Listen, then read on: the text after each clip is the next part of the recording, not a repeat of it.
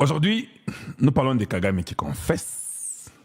Et puis, on va parler de quelques migrants refusés par les États-Unis pour peut-être aller au Congo. C'est triste de voir Kagame en train de se rabattre sur l'Union africaine. Et je vous avais dit que l'Union africaine est à malamoté. Je sais. C'est le seul groupe qu'il a pu manipuler. Et des vrais Africains ne pouvaient même pas donner l'occasion, même pas une seconde de plus à Kagame. Si nous sommes des vrais Africains. Parce que admettons qu'il y a eu un génocide qu'on appelle le génocide rwandais. Voilà, il y a eu un génocide rwandais. Parce que moi, je suis un homme très juste et très correct et très sincère. J'ai toujours dit, les Hutus ont tué les Tutsis ont tué les Hutus.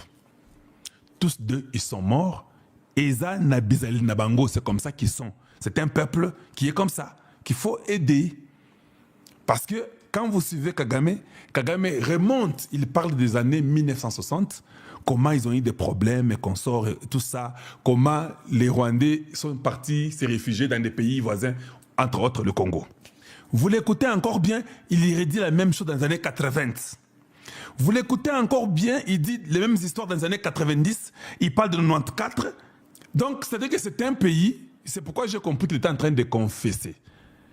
Ce pays-là, pour que ça marche, avec tout ce que Kagame est en train de dire, dans les années 60, années 80, années 90, années 94, on peut rentrer dans les années 1918, 32, tout ça qu'on sort.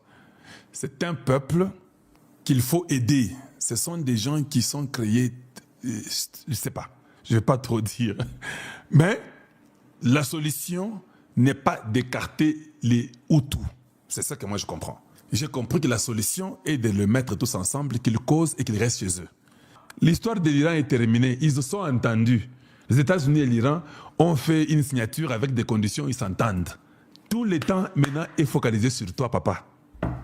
Tu pouvais peut-être prier que la guerre de l'Iran continue pour qu'on t'oublie. On ne t'oublie pas. L'Iran, c'était seulement un glitch qui faisait pour montrer l'importance du Congo. Oui, oui. Vous avez vu comment vous avez souffert pour le pétrole là? Vous savez que le Congo a un pétrole fou, hein? Vous savez ça? La finalité est que l'Iran a perdu totalement. Ils ont perdu presque tout. Ils ont perdu leur leader, ils ont perdu beaucoup de choses. Et les gens ne voient pas ça. Les gens, surtout les Africains stupides qui sont encouragés. Oh, maintenant, l'Iran s'impose sur les négociations. Est-ce qu'il fallait même qu'on arrive aux négociations? C'est ça la question qu'il faut que vous puissiez vous poser. Est-ce qu'il fallait même arriver aux négociations? S'ils avaient compris avant et qu'ils avaient fait semblant, leur leader serait vivant. Leur leader serait vivant. Les gens ne mourraient pas là-bas.